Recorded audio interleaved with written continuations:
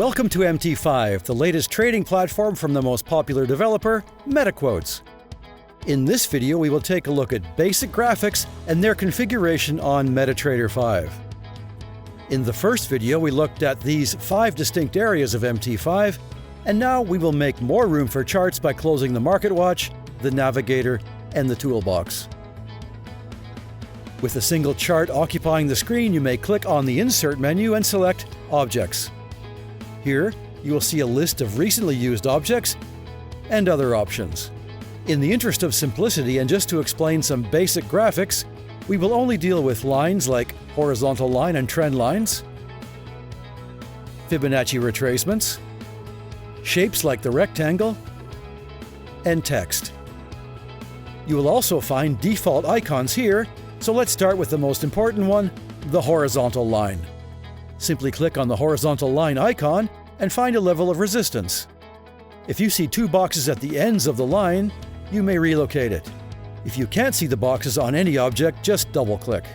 If you want to reconfigure any object, just hover until you see the label, right-click, and select Properties. Here you may change the color, line style, and line thickness. MT5 will remember this setting for the next time, so let's do this again and find a level of support. Understanding and plotting support and resistance in trading is critically important, and this can help you pick entry and exit points and also keep you from entering bad trades. We will explain more in later videos on trading strategies. Now move to a lower time frame and continue the process. Backtest and plot as many key levels as you wish, and you will see in the future these levels will return to help you and warn you. Another critical line is the trend line. These can be configured just like any other object and are very helpful in spotting entry and exit points in trending markets when price action touches upper and lower trend lines. You will note 3 small boxes, and these will allow you to fully manipulate each line. They are also key in the demarcation of chart patterns like triangles, pennants, and wedges. And we will go into more details in other videos. You may also use shapes like rectangles,